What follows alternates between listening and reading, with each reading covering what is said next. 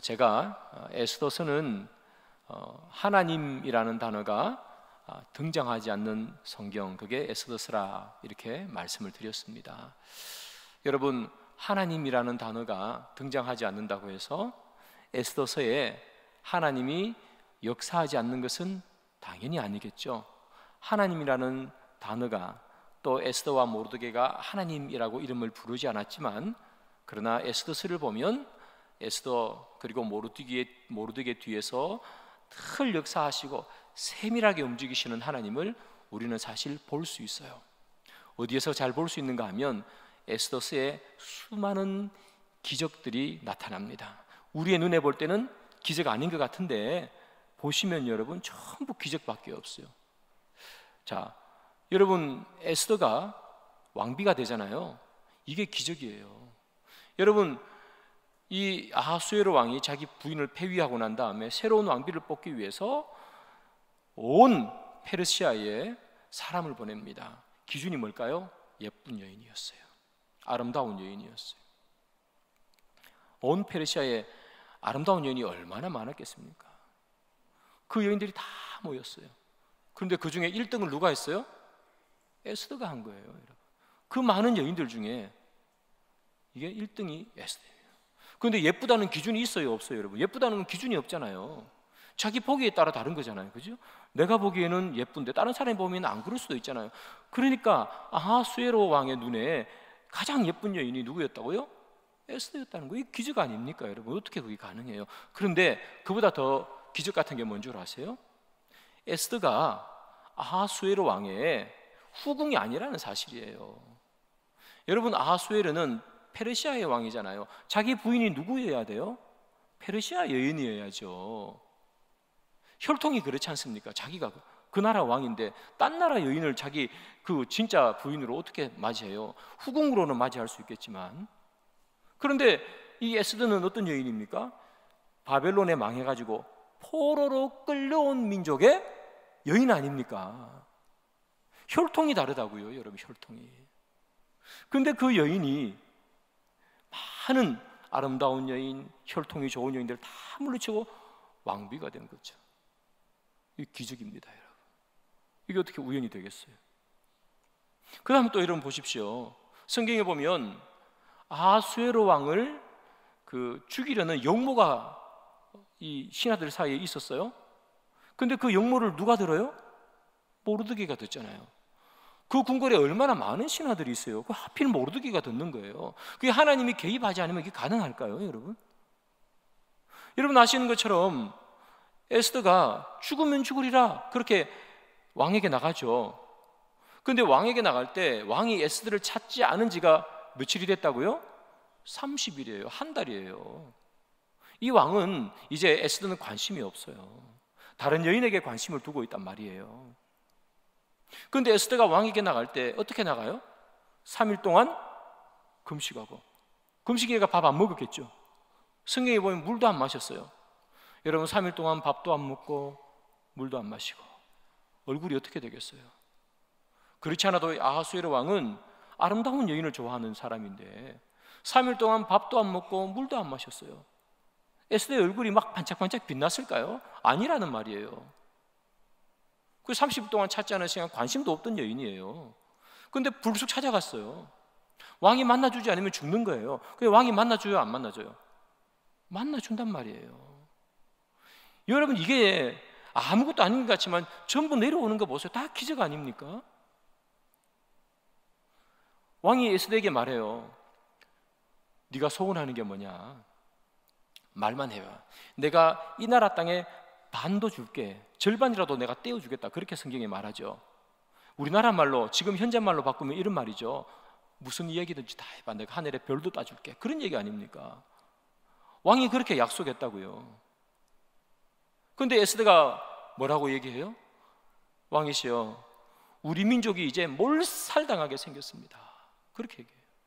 왕이 깜짝 놀라잖아요. 아니 누가 내 왕비의 민족을 몰살시키느냐? 도대체 그놈이 누구야? 이렇게 묻는 거예요. 그때 에스더가 뭐라 그러죠? 하만이에요. 하만. 그래요. 그러니까 그 하만이 그 소리를 듣고 벌벌벌 떨고 자리에서 납작 엎드리고 왕이 어떻게 돼요? 후원으로 나갔다 성경이 기록해요. 후원으로. 왜 왕이 후원으로 그 이야기를 듣고 나갔을까요?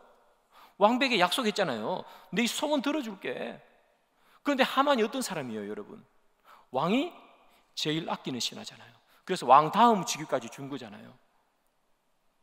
그리고 이 하만은 왕에게 뇌물도 많이 바쳤거든요. 그러니까 이 벌하려니까 참 힘든 거예요. 왕비의 이야기는 들어줘야 되고 벌하려니까 어떻게 해야 될지 모르겠고, 그래서 후원으로 나간 거예요. 나가서 생각을 정리하러 나간 거예요. 벌은 줘야 되겠는데 어떤 벌을 줘야 될까 고민하면서 나갔는데, 나갔다가 방에 생각을 정리하고 방에 딱 들어왔는데 어떤 광경이 벌어졌어요? 성경에 보니까 에스더가 걸상에 앉아 있었다 그렇게 기록했어요. 우리 걸상, 그러니까 우리 학교 다닐 때 뭐 책상 있고 걸상 있고 그 걸상을 생각하는데 그게 아니고 영어 성경에 보면 카우치라고 되어 있습니다. 카우치. 그러니까 약간 소파 같은 그런 그리고 이 에스더가 앉아 있다 그랬잖아요. 이게 의자에 이렇게 딱 앉아 있는 게 아니고 카우치에 어떻게 되어 있는가? 영어 성경에 보면 앉아 있다가 이렇게 되어 있어요. 리클라이닝 이렇게 되어 있습니다.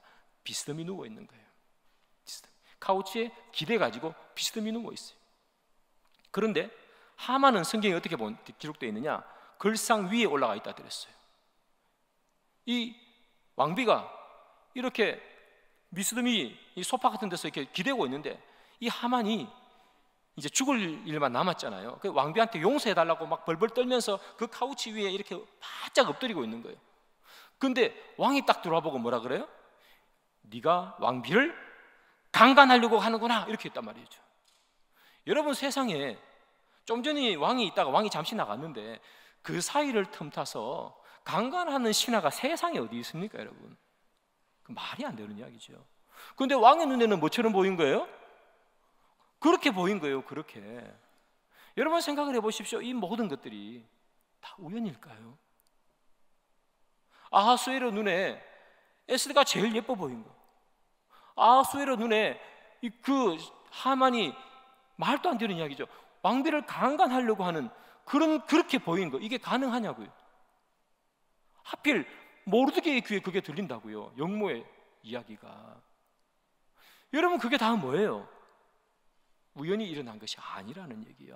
하나님이라는 단어가 성경의 에스더에는 한 번도 안 나오지만 에스더서에는 에스더와 모르드게 뒤에서 계속해서 하나님께서 무엇인가를 이끌어 가시고 하나님께서 무엇인가를 계획해 가시고 하나님께서 무언가를 꾸며 나가시는 일들이 계속 있는 거예요. 우리는 에스더서를 통해서 그것을 보는 거죠.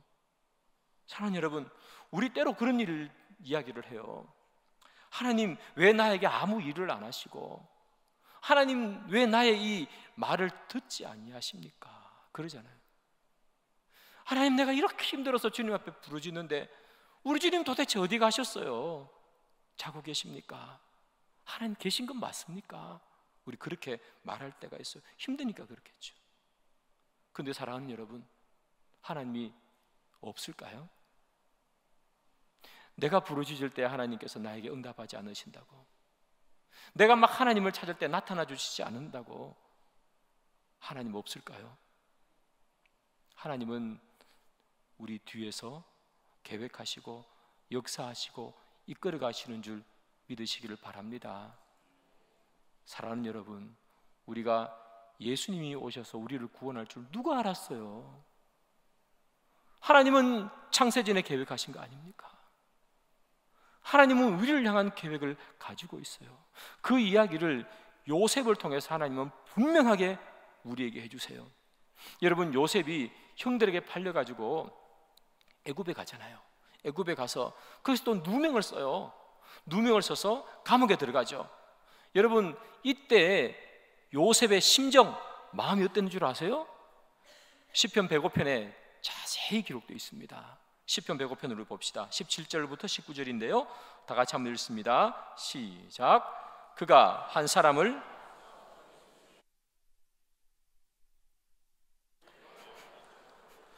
그의 몸은 쇠사슬에 매였으니 곧 여호와의 말씀이 응할 때까지라. 그의 말씀이 그를 단련하였도다. 저기 보십시오. 요셉이 감옥에 들어갔어요. 저기 18절에 보면 그의 몸은 쇠사슬에 매였으니 이렇게 기록되어 있죠. 감옥에 갔으니까 이게 쇠사슬에 몸이 매인 거예요. 그건 여러분 이 성경책 여러분 가지고 오신 분 있으면 살짝 밑에 한번 보세요. 저 시편 105편 17절부터 19절을 찾아서 나중에 한번 보시면 몸이라는 단어 앞에 이런 그 숫자가 있어요. 일자가 되어 있고 갈호가 되어 있습니다. 몸 앞에. 그리고 성경 밑에 주석이죠. 성경 제일 밑에 보시면 일괄호 옆에 이렇게 두 글자가 쓰여져 있습니다. 희혼이라고요. 희는 무슨 말이냐? 히브리어로 혼이라고 해석할 수도 있단 말이에요. 몸은 쇠사슬에 묶여서 이렇게 되어 있죠. 그런데 히브리어로 보면 혼이 쇠사슬에 묶였으니라고 해석해도 무방하다 하는 말입니다. 요셉의 심정이에요. 혼이 묶였어요, 여러분. 우리말로 치면 정신이 묶인 거예요. 더 쉬운 말로 이렇게 얘기할 수 있습니다. 정신 나간 거예요. 정신 못 차리는 겁니다. 왜? 너무 힘드니까. 여러분, 형에게 팔려왔잖아요. 그래도 어쨌든 그 보디발에게 인정을 받아서 열심히 살았는데, 근데 갑자기 모함을 당해서 감옥에 갔어요. 여러분, 정신이 있겠습니까? 정신 못 차리는 거예요. 지금 요셉이 너무 힘든 거예요. 아니, 나에게 하나님이 있습니까? 내 할아버지 아버지 아브라함과 이삭과 야곱, 내 선조들에게 나타났던 그 하나님을 내가 늘 들으면서 자랐는데 나는 왜 내 이거야? 세상 사람들이 하는 말로 하면 이런 거죠. 아니, 내 팔자가 왜 이래? 이런 거예요. 정신이 나간 거예요. 너무 힘들어가지고. 내가 도대체 뭘 잘못한 게 있습니까? 나는 왜 이렇습니까? 인생이. 내 인생은 왜 매일 깜깜한 암흑 속을 지나는 것 같습니까? 혼이 쇠사슬에 묶여 정신 나간 거예요. 너무 힘드니까. 그러면 여러분, 하나님께서 요셉의 인생을 버린 걸까요?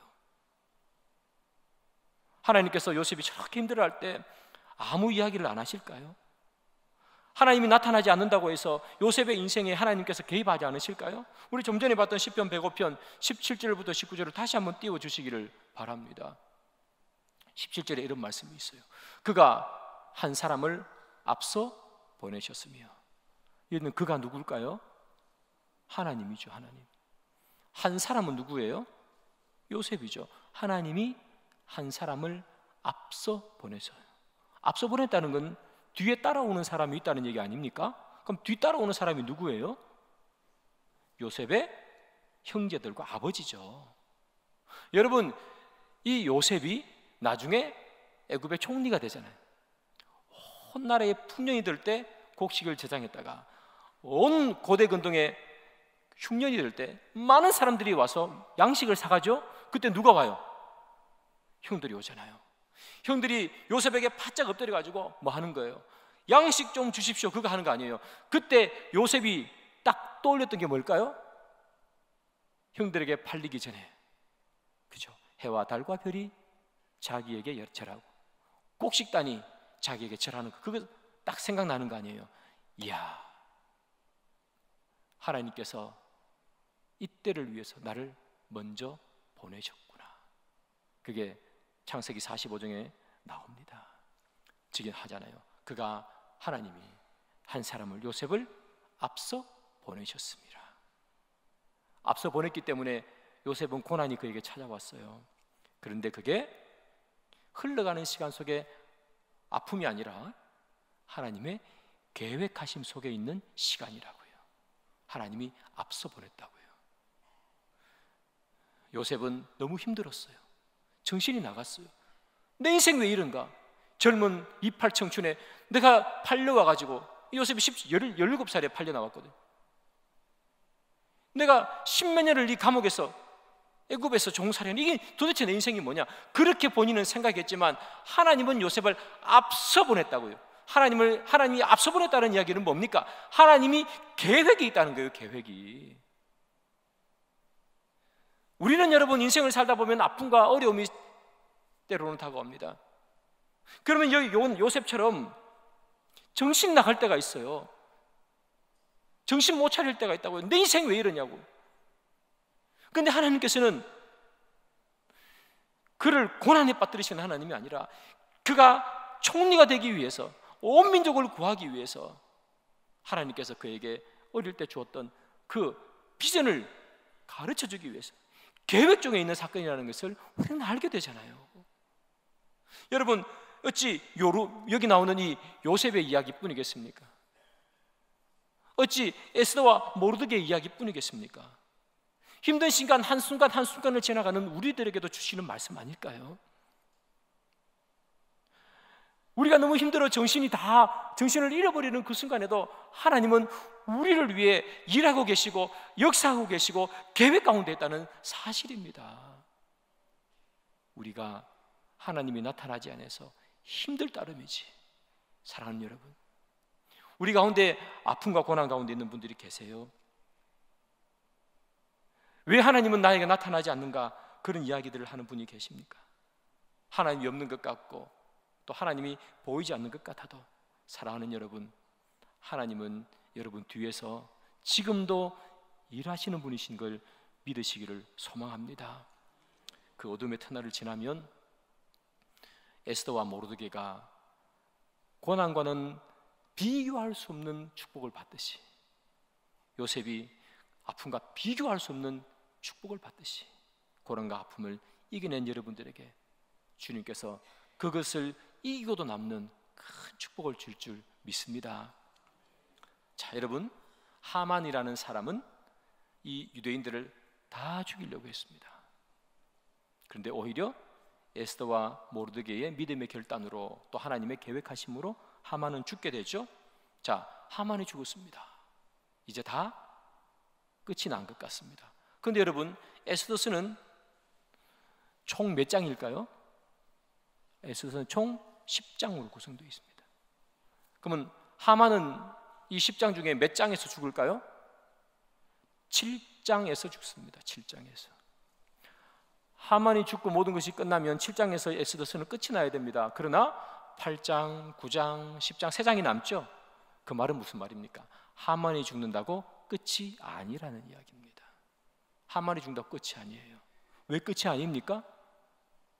하만은 죽었잖아요. 근데 뭐가 남아있어요? 하만이 썼던 조서가 그대로 남아있어요. 12월 13일에 페르시아에 사는 사람들은 유대인들을 공격해서 죽일 수 있다. 그들의 재산을 빼앗을 수 있다. 그 조서의 영향력은 그대로 남아있어요. 여러분, 하만 하나 죽은 것밖에 없어요. 달라진 게 하나도 없습니다. 유대인들은 여전히 죽음의 그늘 속에 있습니다. 하만은 죽었지만 하만이 남겨놓은 그 조수의 영향력은 그대로 남아있다는 이야기입니다. 그것을 바로 우리는 영향력이라고 부르는 거예요. 여러분, 죄는 영향력이 있어요. 우리가 죄를 지으면 회개하고 끝이 아닙니다. 그 죄의 영향력이 계속해서 우리를 힘들게 만들 때가 있어요. 대표적으로 다윗이에요. 여러분, 다윗이 밧세바를 범하는 거 여러분 너무 잘 알죠? 그런데 밧세바를 범하고 난 다음에 나단이 와서 막 책망하니까 다윗이 어떻게 해요? 회개하잖아요. 막 시편 보면 눈물을 흘리고 침상을 적시고 막 그렇게 회개했어요. 회개했으니까 하나님이 용서해 주셨겠죠? 예. 그런데 그게 끝이 아니라는 이야기예요. 다윗이 밧세바를 범한 그 죄의 영향력이요, 얼마나 깊게 타고 흘러내려가는지 한번 보시기 바랍니다. 여러분, 사무엘하 13장 1절과 14절 2절입니다. 다 같이 읽습니다. 시작. 그 후에 이 일이 있으니라. 이름은 다말이라. 다윗의 다른 아들 암논이 그를 사랑하나 암논이 그 말을 듣지 아니하고 다말보다 힘이 세므로 억지로 그와 동침하니라. 다윗에게 아들도 여러 명 있고 딸도 여러 명 있었습니다. 그런데 예쁜 딸이 한 명 있었는데 그 딸의 이름은 다말입니다. 다말의 친오빠가 누구냐면 압살롬입니다. 압살롬.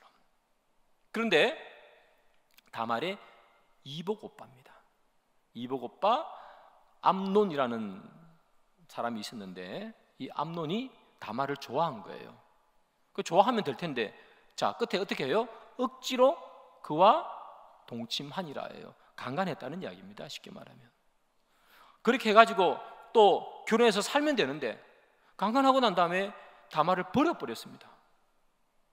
여러분 생각해 보십시오. 누구한테 배운 거예요 이게? 지금 1절에 그 후에 이렇게 되어 있죠. 그 후에는 무슨 일이 있었난 후에냐면 바세바 사건 이야기하는 거예요. 다윗이 바세바를 범한 이후에죠. 이후에 다윗이 그런 모습을 보이니까 그 아들 암논에게 그 영향력이 그대로 내려가잖아요. 아버지하고 똑같은 짓을 하잖아요. 그 영향력이라는 거예요. 근데 여러분 더 놀라운 건 뭔지 아세요? 아버지가 이 암논을 데려다가 여러분 벌을 주고 강력하게 꾸짖어야 되지 않겠습니까? 근데 다윗이 그거 할까요? 못할까요? 못해요. 그거. 왜 못할까요? 쥐가 그랬으니까. 자기가 그래 놓으니까 못하는 거예요. 그거를 그 대충 이렇게 얼버무리고 넘어갔어요. 그랬더니 또 무슨 일이 벌어지는 줄 아세요 여러분? 다말의 친오빠가 누구라 그랬어요? 압살롬이죠. 압살롬이 다말을 강간한 암논을 죽여버렸습니다. 여러분, 다윗이 나쁜 영향력 하나로 자기는 나단한테 죄를 회개했는지 모르겠지만 그 영향력 때문에 누가 죽어요? 자기 아들이 죽어버려요. 또 압살롬이 죽여버리잖아요. 근데 이게 끝이 아닙니다. 여러분, 압살롬이 마음에 앙심을 품습니다. 무슨 앙심을 품습니까? 왜 우리 아버지는 내 동생을 인생을 이렇게 만드는 저 암논을 똑바로 벌주지도 않고 왜 일을 똑바로 처리하지 못하는가? 암논을 죽이고 멀리 도망가서 힘을 키우다가 압살롬이 반역을 일으켜요. 그게 압살롬의 반란 아닙니까? 다윗이 왕궁에서 쫓겨나가지고 광야까지 가가지고 죽을 뻔한 일이 있습니다. 여러분, 그게 압살롬의 난이에요. 다윗의 그 나쁜 죄, 본인은 회개했지만 그 나쁜 영향력이 남아서 자기 아들 죽고 자기 왕궁 쫓겨나고 그런 거 아닙니까? 자기 딸은 강간당하고. 여러분, 회개하고 끝나는 것이 아니라 우리가 죄를 지으면 반드시 그 죄의 영향력이 남아있다는 거예요. 그걸 없애야 되는 겁니다. 그거 없애기 전까지는 회개가 완성이 아니에요. 여러분, 우리가 코로나를 지나고 난 다음에 느끼는 제일 큰 영향력이 있지 않습니까? 여러분, 코로나가 언제 시작됐어요? 저는 너무나 잘 알고 있습니다. 제가 임직 받을 때 코로나 있었으니까 2020년이에요. 언제 끝났는 줄 아세요? 코로나가 우리 마스크 벗고 밥 먹은 지 언제인 줄 아세요? 교회에서 2022년 6월 달입니다. 여러분, 지금부터 한 3년 지났죠. 지금 코로나 얘기 잘 안 하잖아요. 근데 코로나 영향력이 여전히 남아있어요. 여러분, 바쁘고 힘들면 그냥 영상으로 예배 드리잖아요. 코로나 전에 여러분 누가 그런 일을 했습니까? 아무도 그렇게 한 사람이 없습니다. 그렇잖아요. 어디 놀러 가면 뭐예요? 아이고, 놀러 가니 그냥 놀러 가서 영상으로 예배 드렸지. 이게 우리 지금 마음이라고요. 지금 우리들의 마음. 얼마나 하나님의 말씀 주의를 지켜야 되는 것보다는 그게 얼마나 약해졌는지 잘 몰라요. 코로나는 끝났는데 영향은 여전히 남아있어요. 뭐 하려고 그러면 잘 안 하려고 그러잖아요. 그게 코로나의 영향이라는 겁니다. 그래서 사랑하는 여러분, 우리가 이 영향력에서 벗어날 수 있어야 돼요. 그러면 어떻게 하면 이 죄가 아니라 죄의 영향에서 벗어날 수 있는가? 어떻게 벗어날 수 있는가? 오늘 본문 3절에 보면 에스더가 왕에게 나가요. 왕이 금규를 내미는 장면이 나옵니다. 왕이 금규를 내밀었다는 얘기는 무슨 말입니까? 에스더가 예고하지 않고 왕에게 또 찾아갔다는 이야기예요. 예고하지 않고 왕에게 찾아가면 죽을 수도 있습니다. 그런데 에스더는 하만이 남겨놓은 그 조서의 영향력을 없애기 위해서 다시 한번 목숨 건 거예요. 결단한 겁니다. 비장한 각오를 가지고 아하수에로 왕에게 나간 거예요. 여러분, 우리가 지은 죄의 영향력이죠. 여러분, 우리가 가정에서 또는 우리 많은 여러 곳에서 우리가 하나님 없이 사는 행동을 하고 세상처럼 행동했던 그런 것들이 우리 가정의 자녀들이 다 보고 있고 우리가 모이는 모임에 있는 사람들이 다 보고 있잖아요. 그게 다 영향력이라고요. 그 영향력을 끊어내려면 뭘 해야 됩니까? 여기 나오는 이 에스더처럼 비장한 각오를 가져야 돼요. 내가 이걸 끊어내야 되겠다. 교회에서 열심히 신앙생활을 하는데 자녀들이 부모님의 신앙을 인정하지 않는 가정이 얼마나 많아요. 왜 그래요? 가정에서 믿음대로 살지 않아서 그 영향이 자녀들에게 그대로 다 미치는 거 아니에요? 그래서 자녀들이 교회 안 오는 직분자 가정, 목사님 가정들이 얼마나 많아요. 그걸 다 끊어내야 되는 거예요. 끊어내려면 어떻게 하느냐? 여기 나오는 예수들처럼 정말 비장한 결단 가지고 가요. 그럼 결단만 하면 되느냐? 결단만 하면 되느냐? 절대로 그렇지 않죠. 행동을 해야 되죠. 결단하고 행동해야 돼요. 그럼 어떤 행동을 해야 우리 죄의 영향력을 완전히 끊어낼 수 있는가? 뭘 해야 될까? 여러분, 이 이스라엘 백성들이 죄의 영향력 속에 완전히 빠져 있을 때가 있었어요. 언제냐? 나라 망했을 때입니다. 바벨론이 침입하고 나라가 완전히 망했어요. 제일 먼저 부순 게 뭔지 아세요? 성전입니다. 성전이 불탔습니다. 성전이 다 부서졌습니다. 성전이 부서졌으면 제사를 드릴 수 있어요, 없어요? 제사 못 드리죠. 성전이 부서졌는데. 여러분, 성전도 부서지고 제사도 없어졌습니다. 그러면 개인이 신앙을 잘 유지할 수 있을까요? 없어요. 여러분 생각해 보시죠. 이 교회가 예를 들어서 전쟁이 터져서 우리 교회가 무너졌어요. 주일 예배도 못 드려요. 여러분 스스로 신앙을 잘 지킬 수 있을까요? 한두 주가 아니고 그게 한 5년 6년 지났다 하면 신앙 잘 지킬 수 있을까요? 있는 분도 계시지만 많은 분들이 신앙이 약해집니다. 교회 부서진 것도 아닌데 우리 코로나 때문에 신앙 약해진 거 우리 느끼잖아요. 페르시아 그렇다고요. 페르시아가 와가지고 다 부수고 다 잡아갔어요. 성전도 무너졌어요. 다 무너졌습니다. 제사도. 그런데 그것을 다시 이렇게 세우는 사람이 있어요. 에스라입니다. 에스라가 어떻게 이렇게 세우는지 봅시다. 느헤미야 8장 1절, 8절, 9절, 3절입니다. 다 같이 읽습니다. 시작. 이스라엘 자손이 자기들의 성읍에 거주하였더니 7째 달에 이르러 모든 백성이 일제히 수문 앞 광장에 모여 모세의 율법책을 가져오기를 청하며 하나님의 율법책을 낭독하고 그 뜻을 해석하여 백성에게 그 낭독하는 것을 다 깨닫게 하니 다 우는지라. 다 무너졌단 말입니다. 그때 학사 에스라가 뭐 하는 거예요? 모세의 율법책을 가져와. 율법책 가져온 거예요. 그리고 백성들에게 읽었어요. 그랬더니 백성이 그 율법책의 말씀을 듣고 울었어요. 운다는 얘기는 뭡니까? 그들의 부족함을 회개하고 다시 하나님 앞에 돌아온다는 상징적인 행동 아니겠어요? 다 무너졌습니다. 하나님의 영향력이 하나도 남지 않았습니다. 성전이 무너지고 제사가 무너졌어요. 이때 학사 에스라가 한 것은 뭡니까? 말씀을 낭독했어요. 백성들은 그 말씀을 들었어요. 여러분, 우리는 세상에 나가면 얼마나 많은 세상의 영향력 속에 살아갑니까? 그 세상의 영향력을 이길 수 있는 힘은 어디에서 나오는 거예요? 말씀을 읽고 말씀을 듣고 말씀을 묵상할 때 나오는 거예요. 사랑하는 여러분, 말씀을 제발 펼쳐 읽으시기를 소망합니다. 말씀 없이 우리가 어떻게 세상에서 살 수 있어요?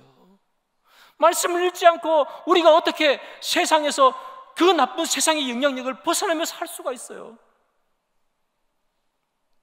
예배 마치고 집에 가서 쉬고 TV 보고 직장 가고 하다가 일주일에 한 번 와서 어떻게 우리가 세상을 이길 수 있냔 말이에요. 여러분, 이 유대에 위대한 왕이 있었습니다. 유대의 4대 위대한 왕 이렇게 얘기하면 뭐 다윗, 또 히스기야, 여호사밧, 또 한 명 더 가는 게 누구냐면 요시야 왕이에요. 이 요시야 왕은요, 할아버지가 정말 엄청난 우상꾼이었습니다. 이름이 므낫세라는 왕인데요, 이 사람은 얼마나 우상을 섬겼는지 하나님께 예배드리는 성전에다가 우상의 제단을 쌓았던 사람이 므낫세 왕입니다. 그러니 뭐 온 나라에 우상이 철철 넘쳤겠죠? 그런데 이 요시야가 모든 우상을 다 부숴버리고 나라를 깨끗하게 만듭니다. 어떻게 그렇게 됐을까요? 성경 봅니다. 열왕기하 22장 11절입니다. 다 같이 읽습니다. 시작. 왕이 율법책의 말을 듣자 곧 그의 옷을 찢으니라. 여러분, 성전 수리하다가 책 하나 발견했는데 그게 방금 이 율법책이에요. 그때 율법책이 남아있지 않았나 봐요.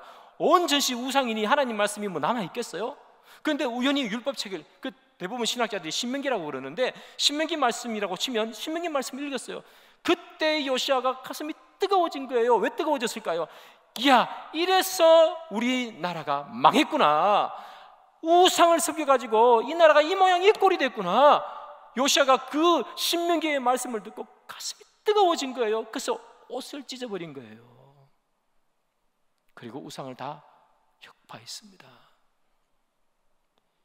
요시아가 성전을 깨끗하게 만들고 온 나라의 우상을 다 없앴던 것은 뭐 때문일까요? 말씀을 읽었기 때문이에요. 그래서 여러분, 우상으로 가득한 그 이스라엘의 우상의 영향력 아래에 있던 이 이스라엘을 말씀의 영향력 안으로 가져온 것, 그게 요시아입니다. 사랑하는 여러분, 요시아도 에스라도 하나님 말씀 때문에 선한 영향력을 끼친 사람들입니다.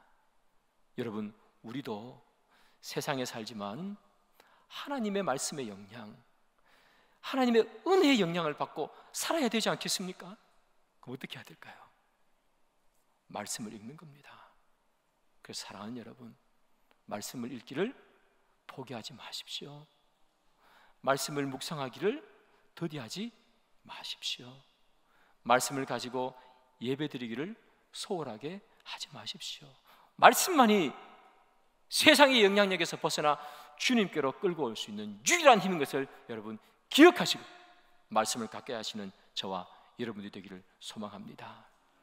말씀의 결론을 맺습니다. 사랑하는 여러분, 우리는 때로는 인생을 살아가다 보면 깜깜한 인생을 사는 것 같습니다. 앞이 보이지 않을 때가 있습니다. 터널 속을 빠져나온 것 같을 때가 있습니다. 그러나 그때 하나님이 안 계신 것이 아니라 하나님이 나와 함께 계신데 내 뒤에 있기 때문에 내가 하나님을 보지 못할 따름입니다. 그때 여러분 말씀을 붙드시고 주를 찾으시는 여러분들이 되기를 주님의 이름으로 축복합니다.